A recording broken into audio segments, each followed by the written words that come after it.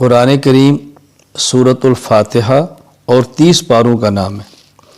سورۃ الفاتحہ فتح سے ہے، قرآن کریم کو کھولا جا رہا ہے، قرآن کریم کا آغاز کیا جا رہا ہے، اس لیے سورت کا نام سورۃ الفاتحہ ہے۔ اور اس سورت کا ایک معروف نام سورت ام الکتاب، ام القرآن ہے، یعنی قرآن کریم کا خلاصہ۔ قرآن کریم میں اللہ رب العزت نے 6 مضامین کو تفصیل کے ساتھ بیان فرمایا ہے۔ نمبر 1 توحید، نمبر 2 رسالت، نمبر 3 قیامت، نمبر 4 احکام، نمبر 5 ماننے والے، نمبر 6 نہ ماننے والے۔ اور ان 6 کا خلاصہ سورۃ الفاتحہ میں اللہ رب العزت نے بیان فرما دیا ہے۔ الحمدللہ رب العالمین الرحمن الرحیم، اس میں توحید کو بیان فرمایا۔ مالک یوم الدین، اس میں قیامت کو بیان فرمایا۔ ایاک نعبد و ایاک نستعین، اس میں احکام کو بیان فرمایا۔ صراط الذین انعمت علیہم، اس میں رسالت کو بیان فرمایا اور ماننے والوں کو بیان فرمایا۔ غیر المغضوب علیہم ولا الضالین، اور اس میں نہ ماننے والوں کو بیان فرمایا۔ ماننے والوں کے لیے ایک ہی قسم کا لفظ لایا گیا، الذین انعمت علیہم، یہ اعتماد کرتے ہیں اور مانتے ہیں۔ اور نہ ماننے والوں کے لیے 2 لفظ لائے، نمبر 1 مغضوب، نمبر 2 ضال۔ جو شخص ضد کی وجہ سے نہ مانے وہ مغضوب کے اندر شامل ہے، اور جو لا علمی کی وجہ سے نہ مانے وہ ضال کے اندر شامل ہے۔ تو دونوں قسم کا اللہ رب العزت نے ذکر فرما دیا۔ سورۃ البقرہ، بقرہ کو عربی زبان میں گائے کو بقرہ کہتے ہیں، تو اس میں چونکہ گائے کا واقعہ ہے، قصہ ذکر کیا، اس لیے سورت کا نام سورۃ البقرہ ہے۔ اس میں سب سے پہلے حروف مقطعات ہیں، الف لام میم۔ مقطعات، یہ مقطع کی جمع ہے، اور یہ قطعون سے، جس کا معنی کاٹنا، کیونکہ ان میں سے ہر حرف کو کاٹ کے الگ الگ پڑھا جاتا ہے، الف لام میم، اس لیے ان کو حروف مقطعات کہتے ہیں۔ قرآن کریم کا پہلا پارہ جس کا آغاز الف لام میم سے کیا جا رہا ہے، اس کا معنی اللہ کی ذات کے علاوہ کوئی نہیں جانتا۔ اس کی بنیادی حکمت ایک تو قرآن کریم کی فصاحت کو بیان کرنا ہے، بلاغت کو۔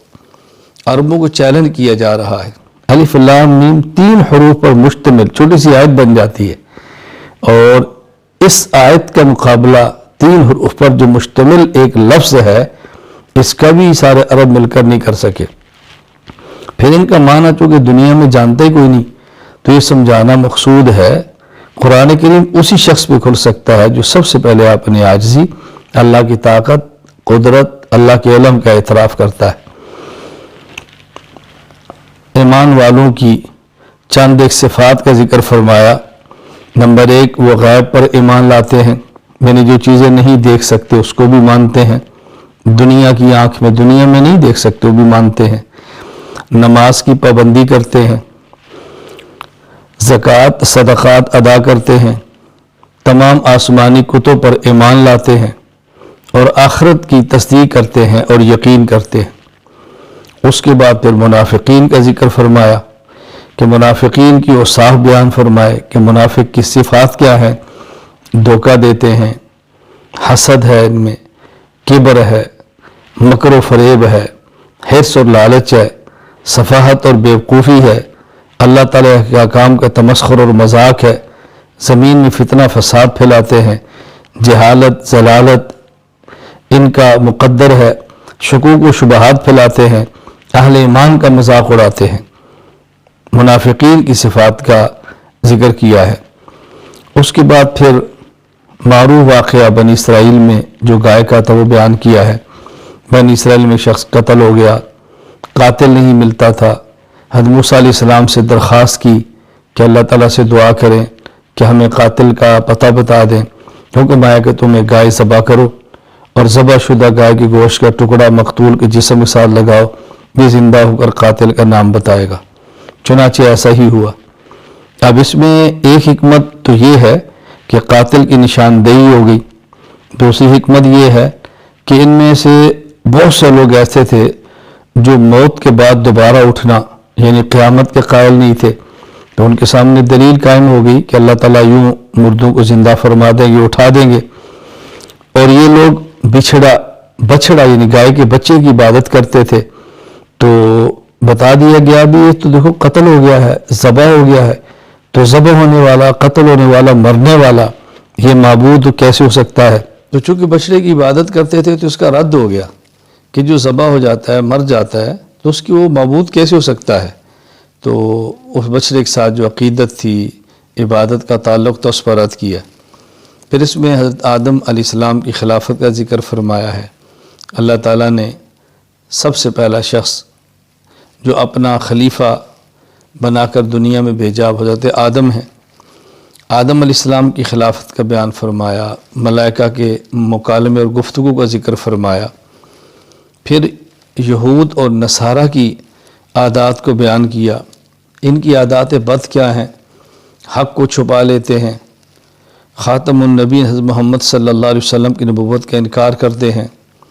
ان میں سے کئی لوگ بچھڑے کی عبادت کر رہے ہیں، اور یہ لوگ نبی کے سمجھانے کے باوجود باز نہیں آئے اور تکبر کے ساتھ بستیوں میں داخل ہو رہے ہیں، حس کرتے ہیں، طمع کرتے ہیں، انبیاء کرام علیہ السلام کو ناحق قتل کرتے ہیں، اپنے ہاتھ کو بار بار توڑتے ہیں، قرآن کریم کا انکار کرتے ہیں اور آسمانی کتابوں میں تحریف کرتے ہیں۔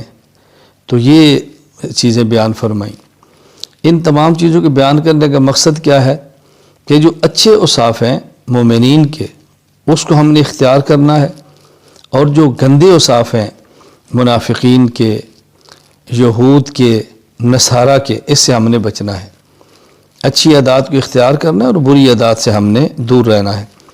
اس بارے کے آخر میں ابراہیم علیہ السلام کی ملت حنیفہ کا ذکر فرمایا کہ ابراہیم علیہ السلام حنیف تھے، باطل سے الگ تھے، حق کے ساتھ رہتے تھے۔ تو ہمیں بھی چاہیے کہ ملت ابراہیمیہ کا خیال کریں، اتباع کریں، یعنی باطل سے الگ رہیں، حق کے ساتھ جڑے رہیں۔ اور اس کا معیار کیا ہے؟ فَإِنْ آمَنُوا بِمِثْلِ مَا آمَنْتُمْ بِهِ فَقَدِ اهْتَدَوْا۔ حضور اکرم صلی اللہ علیہ وسلم کی تیار کردہ جماعت صحابہ، اہل بیت رضی اللہ عنہم اجمعین، بس وہ ہمارے سامنے نمونہ ہیں۔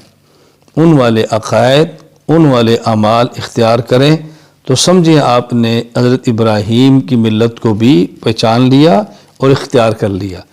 ان کو چھوڑ دیا تو سمجھے ملت ابراہیمی کو بھی چھوڑ دیا ہے۔ اللہ تعالی ہمیں اچھی عادات اختیار کرنے کی، اپنانے کی، اور بری عادات سے بچنے کی توفیق عطا فرمائے۔